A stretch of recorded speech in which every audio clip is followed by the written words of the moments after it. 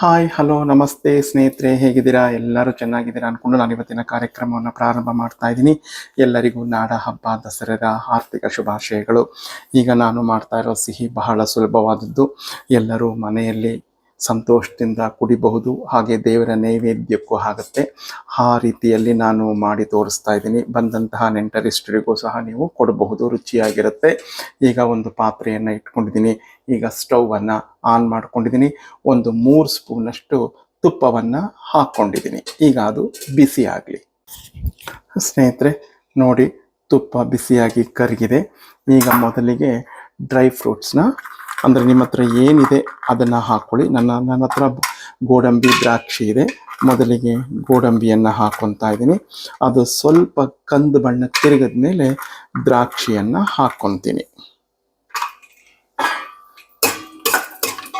ನೋಡಿ, ಗೋಡಂಬಿ ಎಲ್ಲ ಕಂದು ಬಣ್ಣಕ್ಕೆ ತಿರುಗಿ ಬರ್ತಾ ಇದೆ. ಈಗ ದ್ರಾಕ್ಷಿಯನ್ನು ಹಾಕೋತಾ ಇದ್ದೀನಿ.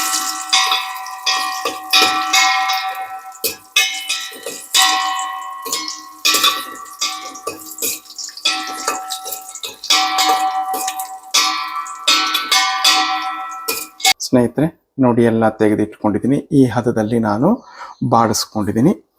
ಈಗ ಸ್ಟವ್ನ ಸಂಪೂರ್ಣ ಲೋ ಫ್ಲೇಮಲ್ಲೇ ಇಟ್ಕೊಂಡಿರೋಣ.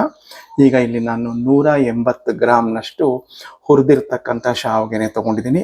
ಆದರೂ ಸಹ ಉಳಿದಿರ್ತಕ್ಕಂಥ ತುಪ್ಪಕ್ಕೆ ಹಾಕ್ಕೊಂಡು ಸ್ವಲ್ಪ ರೋಸ್ಟ್ ಮಾಡ್ಕೊಳ್ಳೋಣ, ಚೆನ್ನಾಗಿರುತ್ತೆ. ಸ್ನೇಹಿತರೆ ಈಗ ಇದು ಆಗಿದೆ. ಈಗಾಗಲೇ ನಾನು 1 ಲೀಟ್ರ್ ಕೆನೆ ಭರಿತ ಹಾಲನ್ನು, ಗಟ್ಟಿ ಹಾಲನ್ನು ಕಾಯಿಸಿ ಆರಿಸಿ ಇಟ್ಕೊಂಡಿದ್ದೀನಿ. ನೋಡಿ, ಈಗ ಅದರಲ್ಲಿ ಸ್ವಲ್ಪ ಹಾಕ್ಕೊತೀನಿ. ಇದು ಬೇಯುವಷ್ಟು ಮೊದಲಿಗೆ ಇದು ಸ್ವಲ್ಪ ಬೇಯಲಿ. ನೋಡಿ ಸ್ನೇಹಿತರೆ, ಹೆಂಗೆ ಬೆಂದು ಬಂದಿದೆ ಅಂತ. ಎಲ್ಲ ಗಟ್ಟಿ ಆಯಿತು, ಮೇಲ್ ಬಂದಿದೆ. ನಾವು ಹಾಲು ಹಾಕಿದಾಗ ತಳದಲ್ಲಿರುತ್ತೆ.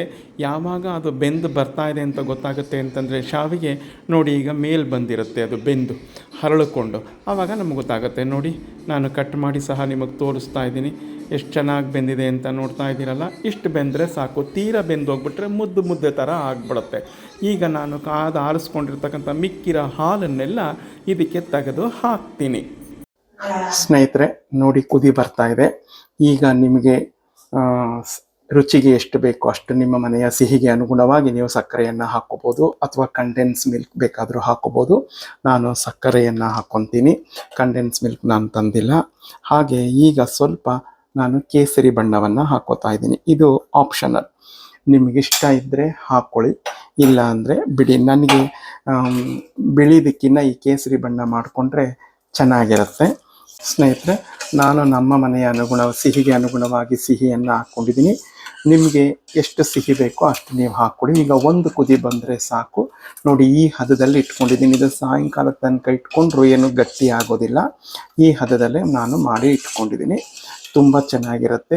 ನೀವು ದೇವರ ನೈವೇದ್ಯಕ್ಕೆ ಮಾಡದೆ ಹೋದರೆ, ನೀವು ಬರೀ ಕುಡಿಯೋದಕ್ಕೆ ನೆಂಟರಿಷ್ಟರು ನೀವೆಲ್ಲ ಬಂದಿದ್ದೀರಾ ಅಂತಂದರೆ, ನೀವು ಈ ಶಾವಿಗೆ ಕೀರನ್ನು ಇನ್ನೊಂದು ಸ್ವಲ್ಪ ಗಟ್ಟಿಗೆ ಮಾಡಿಕೊಂಡು ಫ್ರಿಡ್ಜಲ್ಲಿ ಎತ್ತಿಟ್ಕೊಂಬಿಡಿ.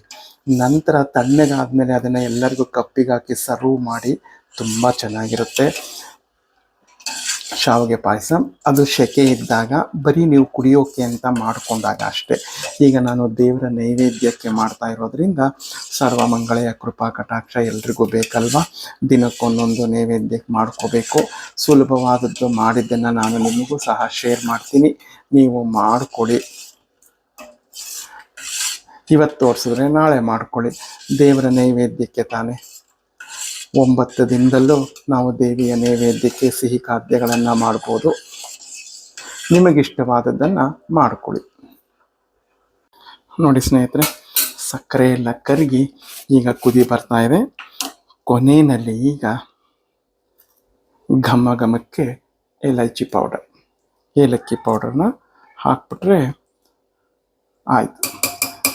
ಘಮಿಸುವ ಶಾವಿಗೆ ಪಾಯಸ ರೆಡಿಯಾಗುತ್ತೆ. ದೇವರ ನೈವೇದ್ಯಕ್ಕೆ ಬಂದಂಥ ಗೆಸ್ಟ್ಗಳ ಜೊತೆ ನಾವು ಕುಡಿಯೋಕ್ಕೆ, ಮತ್ತು ನಾನು ಹುರಿದಿಟ್ಕೊಂಡಿದ್ದಂಥ ಡ್ರೈ ಫ್ರೂಟ್ಸ್ ಎಲ್ಲವನ್ನು ಹಾಕಿ ಒಂದು ಸರಿ ಮಿಕ್ಸ್ ಮಾಡ್ಕೊಂಬಿಡೋಣ. ನೋಡಿದ್ರಲ್ಲ, ಬಹಳ ಬೇಗನೆ ಆಗುವಂಥ ಪಾಯಸದಲ್ಲಿ ಇದು ಒಂದು.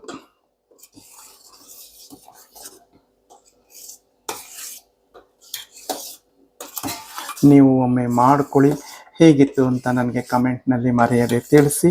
ಹಾಗೆ ಎಲ್ಲರಿಗೂ ಮತ್ತೊಮ್ಮೆ ನಾಡಹಬ್ಬ ದಸರೆಯ ಹಾರ್ದಿಕ ಶುಭಾಶಯಗಳು. ಮತ್ತೊಂದು ಆರೋಗ್ಯಕರವಾದ ಹಾಗೂ ಇಂಟರೆಸ್ಟಿಂಗ್ ವಿಡಿಯೋ ಒಂದಿಗೆ ಬರ್ತೀನಿ. ಎಲ್ಲರಿಗೂ ನಮಸ್ಕಾರಗಳು. ಜೈ ಗಣೇಶ.